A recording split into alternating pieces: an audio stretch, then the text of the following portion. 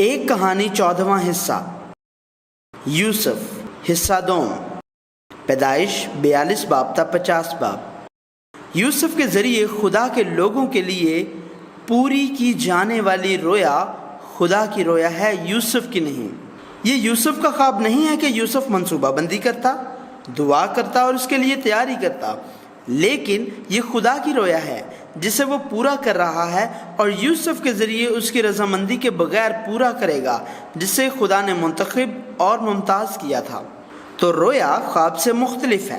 پہلا فرق یہ ہے کہ یہ کس کی طرف سے آئی ہے۔ رویا خدا کی طرف سے پوری ہوگی، پس یہ خدا سے تعلق رکھتی ہے، لہٰذا موضوع خدا ہے۔ اس کا آغاز خدا سے ہوتا ہے، لیکن خواب وہ ہوتے ہیں جو ہم اپنے تجربے اور قابلیت پر مبنی بناتے ہیں جو ہم شروع کرتے ہیں۔ دوسرا فرق یہ کس کے لیے ہے۔ رویا واضح طور پر یہ ہے جسے خدا اپنے لوگوں کو اپنے نام اور اپنے لوگوں کے لیے دیتا ہے، لیکن خواب میرے خود کے لیے ہے۔ یہ میرا ہے بشمول میرے خاندان، میرے کاروبار اور میری وزارت، اور میرے لیے اس کا حتمی مقصد مختلف ہے۔ تیسرا بہترین کوشش کرنے کا مواد ہے۔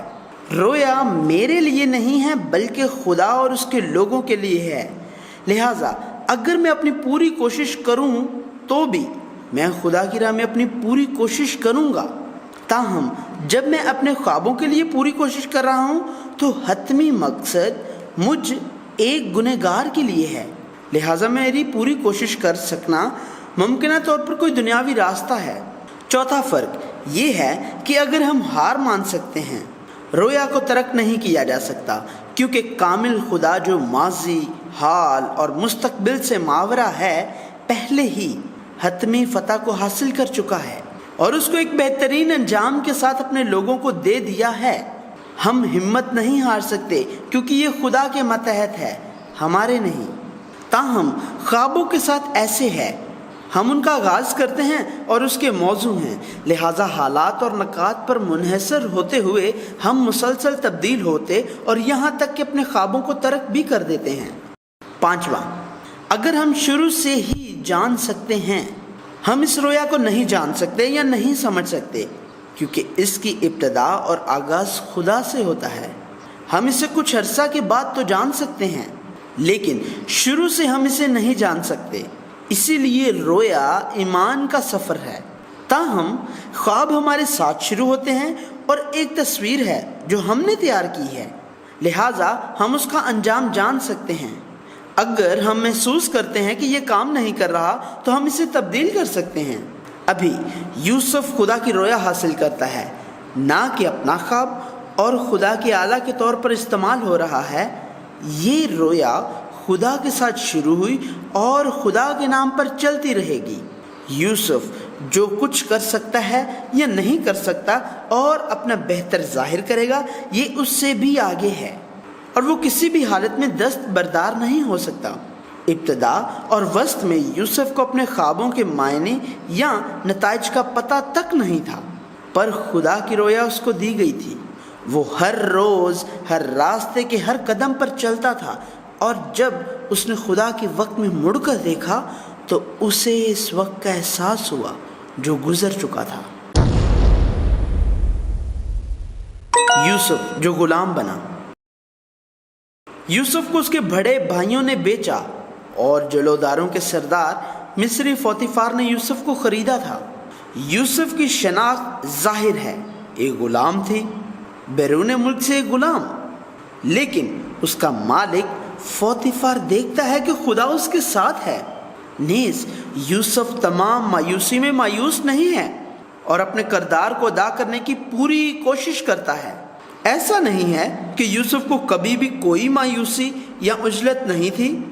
جب یوسف کو اس کے بھائیوں نے بیچ دیا تو اس نے ٹوٹے ہوئے دل سے مایوسی کی حالت میں منت کی، تاہم خدا کی موجودگی نے اس کی تائید کی۔ خدا موت کی تاریک وادی میں بھی اپنے لوگوں کے دل و دماغ کو سکون میں رکھتا ہے۔ وہ ہمیں زندگی کے بکچا میں محفوظ طریقے سے باندھ رہا ہے۔ داؤد اعتراف کرتا، بلکہ خواہ موت کے سایہ کی وادی میں سے میرا گزر ہو، میں کسی بلا سے نہیں ڈروں گا، کیونکہ تو میرے ساتھ ہے۔ تیرے عصا اور تیری لاٹھی سے مجھے تسلی ہے۔ پولس رسول نے بھی اعتراف کیا، تو خدا کا اطمینان جو سمجھ سے بالکل باہر ہے تمہارے دلوں اور خیالوں کو مسیح یسوع میں محفوظ رکھے۔ یوسف کا آقا پوتیفار خدا کو یوسف کے ساتھ دیکھتا ہے اور دیکھتا ہے کہ خدا اسے خوشحال بنا رہا ہے اور وہ یوسف کو اپنے گھر کا مختار بناتا ہے۔ تب خدا یوسف کی خاطر پوتیفار کے گھرانے کو برکت دیتا ہے۔ یوسف کے مصر بھیجے جانے کی وجہ بالتدریج سامنے آتی ہے۔ یوسف کے ذریعے اور یوسف کی وجہ سے دوسرے لوگ خدا کو دیکھ سکتے ہیں اور خدا کی طرف سے برکت پاتے ہیں۔ قیدی بننے کا راستہ۔ یوسف نے اب ایک مرحلہ پاس کیا، لیکن وہ یہاں موضوع نہیں ہے۔ یوسف کی اپنی نیکی اور راست بازی نے مصر میں اس کی غلامی کی زندگی پر قابو نہیں پایا۔ ہمیں اصل مضمون خدا کو دیکھنا چاہیے جو اس میں بڑھ رہا ہے۔ یوسف کو اب جیل جانا ہے۔ جیل میں اسے دوبارہ کسی چیز کے لیے تیار ہونا ہے۔ ایک دن پوتیفار کی بیوی یوسف کی طرف جو خوبصورت ہے دیکھتی ہے اور اس کے ساتھ سونا چاہتی ہے۔ اس وقت آقا اور غلام کے مابین رشتہ کی وضاحت انسان سے انسان نہیں بلکہ مالک اور شے سے تھی، یہاں تک کہ اگر یوسف گھر کے مختار کی حیثیت سے اس مکان پر قبضہ کر لے، اس کی حیثیت یقیناً غلام ہے۔ مرد آقا کے لیے یہ فطری بات ہے کہ وہ اپنی لونڈی کے ساتھ کچھ بھی کرے اور خاتون آقا اپنے نر غلام کے ساتھ کچھ بھی کرے، لیکن یوسف نے میزبان کی درخواست سے انکار کر دیا۔ اس نے ہر روز اس کا انکار کیا اور یہاں تک کہ اس کے ساتھ نہ رہا۔ اس کی صرف ایک ہی وجہ تھی، وہ خدا کے خلاف ایسی بدکاری اور گناہ نہیں کر سکتا تھا، لہٰذا یوسف جیل چلا جاتا ہے۔ ہر غلام اسی طرح رہتا تھا، لہٰذا یوسف اس کو دبا سکتا اور اس کی پیروی کر سکتا تھا، لیکن یوسف نے خدا کے سامنے اپنی زندگی کا معیار طے کیا۔ یوسف نے یہ بات یعقوب سے سنی اور دیکھی ہوگی، جس کو خدا کا مکمل تجربہ تھا۔ وہ ایک جو تمام حالات دیکھ رہا ہے اور اس کو اس کا ثمر حاصل کرنے کی اجازت دیتا ہے۔ پوتیفار کی بیوی بالآخر جو وہ کرنا چاہتی تھی کرنے سے قاصر بنی۔ اس نے یوسف پر الزام لگایا۔ اگر پوتیفار کی بیوی نے جو کہا وہ سچ ہوتا تو یوسف موت کا مستحق ہوتا، لیکن پوتیفار جو اپنی بیوی کو بخوبی جانتا ہے اسے بادشاہ کے قیدیوں کے لیے جیل میں بھیج دیتا ہے۔ یوسف ابھی نہیں مر سکتا۔ یوسف ایک قیدی بنتا ہے۔ یوسف کو قید خانہ میں بھیج دیا گیا، تاہم یہ قید خانہ عام قیدیوں کے لیے قید خانہ نہیں تھا۔ دو طرح کے قید خانے ہیں، ایک وہ جس میں عام مجرموں کو قید کرتے ہیں جیسے قتل، زنا اور چوری، اور دوسرا سیاستدانوں یا بادشاہوں کے قیدی۔ سیاسی قیدیوں یا بادشاہ کے ملازمین کو الگ رکھا جاتا ہے، چاہے وہ مختلف یا ایک ہی جیلوں میں بند ہوں۔ اس کی وجہ یہ تھی کہ وہ دوسرے قیدیوں کو ملک کو خطرے میں ڈالنے کے لیے اکسا سکتے ہیں۔ تو جس قید خانہ میں یوسف کو بھیجا جانا چاہیے وہ وہی ہے جہاں عام قیدیوں کو قید کیا جاتا ہے، لیکن پوتیفار نے اپنے گھر میں یوسف کو بھیج دیا، وہ قید خانہ جہاں بادشاہ کے قیدیوں کو رکھتے ہیں۔ خدا کے پاس ہر چیز کی وجہ تھی اور اسے خصوصی تربیت کے لیے وہاں بھیجتا ہے، اور یہاں تک کہ وہاں خدا کی موجودگی اس کے ساتھ تھی اور اس محافظ پر فضل ہوا جو جیل کی نگرانی کرتا ہے۔ پس یوسف کو قید کر دیا گیا، لیکن وہ جیل میں موجود دوسرے قیدیوں کی بھی دیکھ بھال کر رہا تھا۔ یہ اس وجہ سے تھا کہ وہ انسان کے سامنے قیدی تھا، لیکن خدا کے سامنے قیدی نہیں تھا۔ پھر کچھ وقت گزرتا ہے، بادشاہ کے خادم سردار ساکی اور سردار نانپس شاہ مصر کے خلاف گناہ کرنے پر بادشاہ کے قیدیوں کی قید کی جگہ پر پہنچے۔ وہ اس جگہ پہنچے جہاں یوسف کو بند کر دیا گیا تھا، اور یوسف ان کا نگراں بن گیا۔ اور کچھ اور وقت گزر جانے کے بعد دونوں سرداروں نے خواب دیکھا، اور یوسف نے ان کے خوابوں کی تعبیر کی، اور جیسا یوسف نے کہا سردار ساکی کو دوبارہ اس کے عہدے پر بحال کیا گیا، اور سردار نانپس کو موت کا سامنا کرنا پڑا۔ یہاں یوسف سردار ساکی سے ایک درخواست کرتا ہے۔ لیکن جب تو خوشحال ہو جائے تو مجھے یاد کرنا اور ذرا مجھ سے مہربانی سے پیش آنا اور فرعون سے میرا ذکر کرنا اور مجھے اس گھر سے چھٹکارا دلوانا، کیونکہ عبرانیوں کے ملک سے مجھے چرا کر لے آئے ہیں، اور یہاں بھی میں نے ایسا کوئی کام نہیں کیا جس کے سبب سے قید خانہ میں ڈالا جاؤں۔ دوسرے لفظوں میں یوسف کا مطلب تھا برائے کرم مجھے اس جیل سے بچائیں۔ یوسف ابھی تک نہیں جانتا ہے، اسے معلوم نہیں ہے کہ کیوں اسے اس کے بھائیوں کی وجہ سے اپنے باپ سے علیحدہ ہونا پڑا اور غلام بنا کر مصر میں بیچا گیا۔ نیز اگرچہ اس نے خدا اور انسان کے سامنے گناہوں کا ارتکاب کیے بغیر اپنے ایمان کو برقرار رکھا، لیکن وہ نہیں جانتا ہے کہ کیوں ایک قیدی ہے اور جیل میں بھیجا گیا تھا۔ لیکن ہم جانتے ہیں ابھی یوسف یسوع کے سائے کی زندگی گزار رہا ہے، جسے بغیر کسی گناہ کے ستایا گیا اور صلیب پر مرا، قبر میں اترا اور دوبارہ زندہ ہوا۔ اور بائبل بتاتی ہے سردار ساکی نے اپنی بحالی کے بعد یوسف کو فراموش کر دیا تھا۔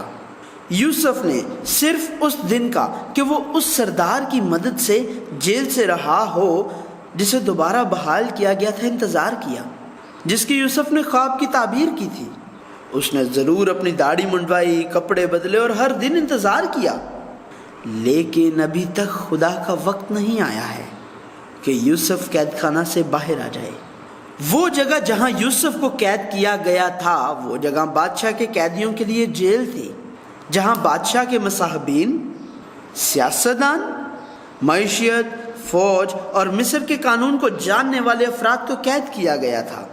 ایک وقت میں وہی لوگ تھے جن کا بادشاہ کے ساتھ اقتدار تھا، لیکن ایک دن وہ بادشاہ کی وجہ سے سب کچھ کھو بیٹھے اور موت کے انتظار میں جیل میں آئے تھے۔ مطلق بادشاہی کے زمانے میں ایسی چیزیں اکثر واقع ہوتی تھیں۔ ان لوگوں کے لیے وہ یوسف کا شکر گزار ہوں گے جو خوبصورت نظر آنے والا ایک وفادار پردیسی تھا اور ہر دن جیل میں ان کی دیکھ بھال کرتا تھا۔ لہٰذا وہ ہر روز یوسف کو پکڑتے اور اسے بتاتے کہ وہ کتنے عظیم تھے، انہوں نے کیا عظیم کام کیے اور ان کے کیے ہوئے کاموں کے کیا نتائج برآمد ہوئے۔ انہوں نے یہ سب کچھ تفصیل سے، آدھا دکھ اور آدھا فخر سے کہا ہوگا۔ یوسف یہ سب سنتا اور مصر کے فوجی، سیاسی، معاشی اور معاشرتی پہلوؤں پر خصوصی درس لیتا۔ سابق شعبہ وزارتی ارکان اور صرف ایک طالب علم کے ساتھ یہ ایک محدود مگر زوردار تربیت تھی۔ یہی وجوہات تھیں کہ یوسف کو جیل جانا پڑا اور طویل عرصے تک جیل میں رہنا پڑا، یہاں تک کہ اگر وہ ایک مجرم نہیں تھا پھر بھی اسے صورتحال کو سمجھے بغیر خدا کی رویا کے لیے تیار ہونے کے لیے زیادہ وقت قید خانے میں گزارنا پڑا۔ سردار ساکی کی بحالی کے بعد اس نے مزید 2 سال قید میں گزارے۔ یوسف کو اس وقت کے سب سے مضبوط ملک مصر کا وزیر اعظم بننے کے لیے مزید تیاری کی ضرورت تھی، لیکن یہ بھی جیسا کہ پوتیفار کے گھر میں پہلے ہی دیکھا گیا تھا، یہ یوسف کے ذریعے یعقوب کے خاندان تک اور مصر کے لوگوں اور اس سے آگے پوری دنیا کے تمام لوگوں تک برکت کی راہ کی تیاری تھی۔ اور اب خدا جو موضوع ہے اپنے طریقے سے یوسف کو جیل سے باہر لاتا ہے، وہ اسے باہر نکالنے کے لیے مصر کے بادشاہ فرعون کو ایک خواب دیتا ہے۔ اسے محض جیل سے رہا نہیں کیا جا رہا بلکہ قیدی بننے سے مصر کے وزیر اعظم تک تیزی سے اونچا ہونا ہے۔ یہ یسوع مسیح کی علامت ہے جو قبر سے خدا کے دائیں ہاتھ پر چڑھ جائے گا۔ یوسف مصر کا وزیر اعظم بنتا ہے۔ جس طرح خدا نے یوسف کو ایک ہی مشمول کے 2 خواب دیے، خدا ہی فرعون کو اسی مشمول کے 2 خواب دیتا ہے۔ تاہم کوئی مصری جادوگر اور عقل مند آدمی فرعون کے خواب کی تعبیر کرنے کے قابل نہیں ہے۔ پھر سردار ساکی جو اپنے منصب پر بحال ہوا تھا، جس کی یوسف نے تعبیر کی تھی، اس نے یوسف کا تعارف کرایا، اور اس بار یوسف کو واقعتاً بادشاہ کی طرف سے بلایا جاتا ہے۔ لہٰذا وہ داڑھی منڈواتا، اپنے کپڑے بدلتا اور فرعون سے ملنے نکلتا ہے۔ پھر وہ اس خواب کی ترجمانی کرتا ہے جو لگتا ہے جیسے دو لیکن حقیقت میں ایک ہے۔ لیکن اگر یوسف نے بادشاہ کے خواب کی صرف وضاحت کی تو وہ صرف جیل سے نکل کر مصر میں ایک عام آدمی کی حیثیت سے رہ سکتا یا اپنے بھائیوں کی طرف ناراضگی کے ساتھ اپنے باپ کے گھر جاتا، لیکن یوسف یہ کہنے کے قابل تھا کیونکہ اس نے سیکھا جب وہ جیل میں تھا۔ اس لیے فرعون کو چاہیے کہ ایک دانشور اور عقل مند آدمی کو تلاش کر لے اور اسے ملک مصر پر مختار بنائے۔ فرعون یہ کرے تاکہ اس آدمی کو اختیار ہو کہ وہ ملک میں ناظروں کو مقرر کر دے اور ارزانی کے 7 برسوں میں سارے ملک مصر کی پیداوار کا 5واں حصہ لے لے، اور وہ ان اچھے برسوں میں جو آتے ہیں سب کھانے کی چیزیں جمع کرے، اور شہر شہر میں غلہ جو فرعون کے اختیار میں ہو خورش کے لیے فراہم کرے، اس کی حفاظت کرے۔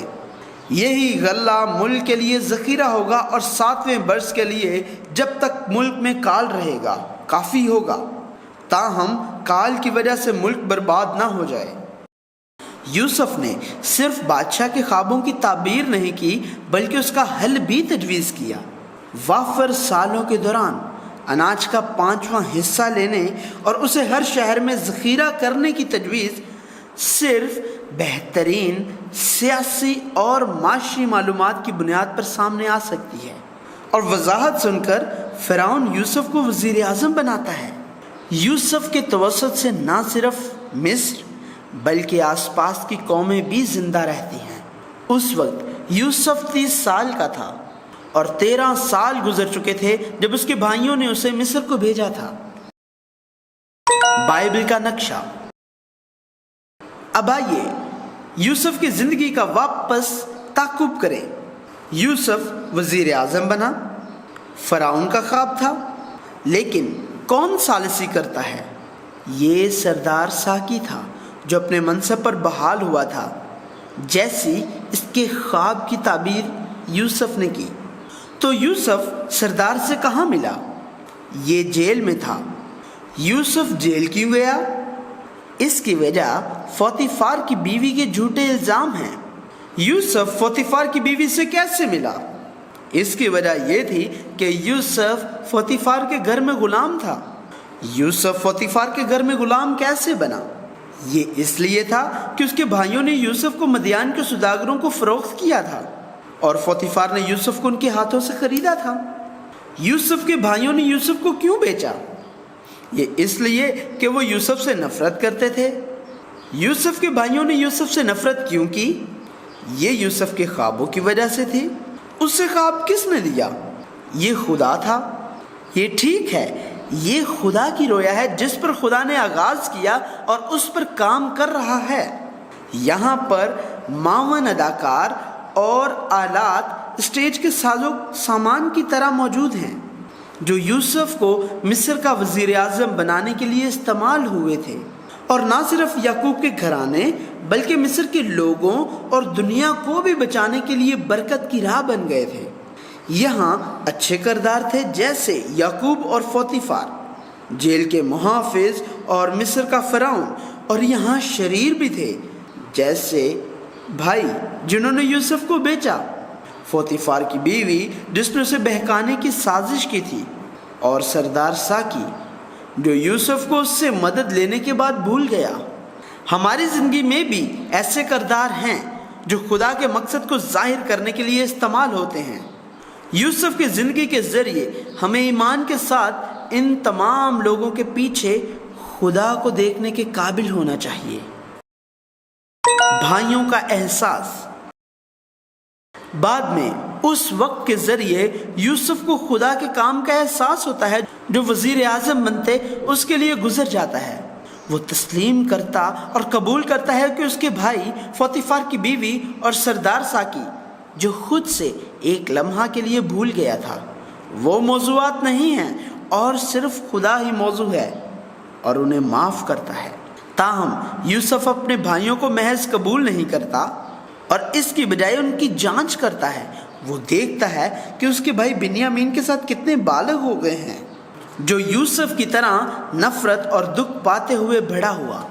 آخرکار جیسا کہ ہم پہلے ہی اس عمل میں دیکھ چکے ہیں، یہودا رضاکارانہ طور پر بنیامین کی طرف سے خود کو قربان کرنا چاہتا ہے اور یوسف خود کو ظاہر کرتا ہے، اور یہ اختتام ہے۔